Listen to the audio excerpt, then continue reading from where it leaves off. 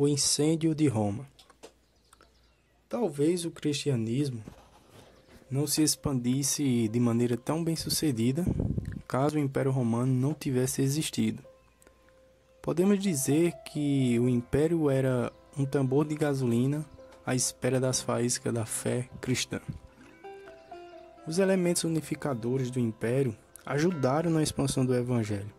Com as estradas romanas, as viagens ficaram mais fáceis do que nunca.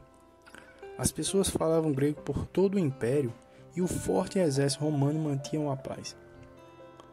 O resultado da facilidade de locomoção foi a migração de centenas de artesãos por algum tempo para cidades maiores, como Roma, Corinto, Atenas ou Alexandria, e depois se mudavam para outro lugar.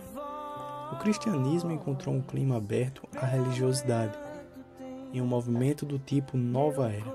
Muitas pessoas começaram a abraçar religiões orientais, a adoração a Ísis, Dionísio, Mitra, Cilebres e outros.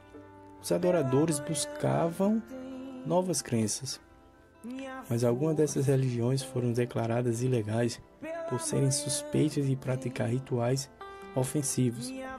Outras crenças foram oficialmente reconhecidas, como aconteceu com o judaísmo, que já desfrutava proteção especial desde os dias de Júlio César. Embora seu monoteísmo e a revelação bíblica o colocassem à parte das outras formas de adoração. Tirando plena vantagem da situação, os missionários cristãos viajaram por todo o Império. Ao compartilhar sua mensagem, as pessoas nas sinagogas judaicas, nos assentamentos dos artesãos e nos cortiços se convertiam. Em pouco tempo, todas as cidades principais tinham igreja, incluindo a capital imperial. Roma, o centro do império, atraía pessoas como um imã. Paulo quis citar Roma, lá em Romanos 1, 10 ao 12, e na época em que escreveu sua carta à igreja a Roma, vemos que ele já saudava diversos cristãos romanos pelo nome. Em Romanos capítulo 16, versículo 3 ao 15. Talvez porque já os tivesse encontrado em suas viagens. Paulo chegou a Roma acorrentado. O livro de Atos dos Apóstolos termina narrando que Paulo recebia convidados e os ensinava em sua casa, onde cumpria pena de prisão domiciliar e ainda que de certa forma não vigiada. A tradição também diz que Pedro passou algum tempo na igreja romana. Embora não tenhamos números precisos, podemos dizer que sobre a liderança desses dois homens, a igreja se fortaleceu, recebendo tanto os nobres e soldados quanto os artesãos e servos. Durante as 3 décadas, os oficiais romanos achavam que o cristianismo era apenas uma ramificação do judaísmo, uma religião legal, e tiveram pouco interesse em perseguir a nova seita judaica. Muitos judeus, porém escandalizados pela nova fé, partiram ao ataque tentando inclusive envolver Roma no conflito. O descanso de Roma foi pela situação, pode ser visto no relato do historiador romano Tácito. Ele relata uma confusão entre os judeus, instigada por um certo Xerestus, ocorrida em um dos cortiços de Roma. Tácito pode ter ouvido errado, mas parece que as pessoas estavam discutindo sobre Cristo, ou seja, Cristo. Não era Crestos, era Cristo. Por volta de 60 d.C., 64 d.C., alguns oficiais romanos começaram a perceber que o cristianismo era substancialmente diferente do judaísmo. Os judeus rejeitavam o cristianismo e cada vez mais pessoas viam o cristianismo como uma religião ilegal. A opinião pública pode ter começado a mudar em relação à fé nascente até mesmo antes do incêndio de Roma.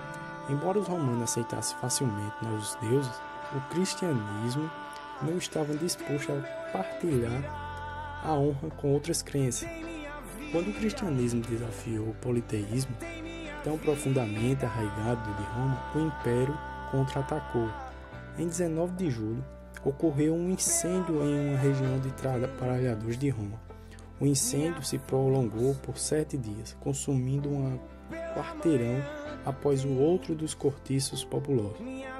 De um total de 14 quarteirões, 10 foram destruídos e morreram muitas pessoas. A lenda diz que o imperador romano Nero dedilhava um instrumento musical, enquanto Roma era destruída pelas chamas. Muitos de seus contemporâneos achavam que Nero fora o responsável pelo incêndio.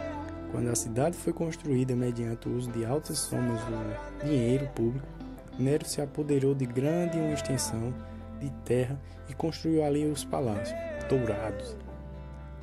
O incêndio pode ter sido a maneira rápida de renovar a paisagem urbana, objetivando desviar a culpa que recaíra sobre si. O imperador criou um conveniente bode expiatório. Os cristãos, eles tinham dado início ao incêndio, acusou o imperador. Como resultado, Nero jurou perseguir e matar os cristãos.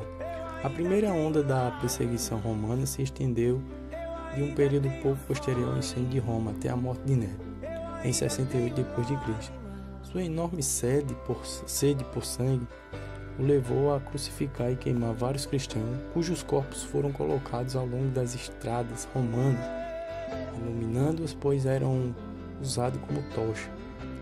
Outros vestidos como peles de animais eram destroçados por cães nas arenas.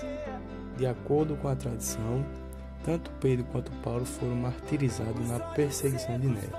Paulo foi decapitado e Pedro foi crucificado de cabeça para baixo. Entretanto, a perseguição ocorreu de maneira esporádica e localizada. O imperador podia intensificar a perseguição por 10 anos ou mais.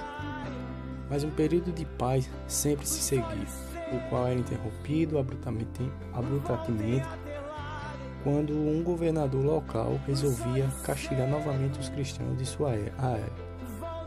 Sempre com o aval de Roma, esse padrão se prolongou por 250 anos.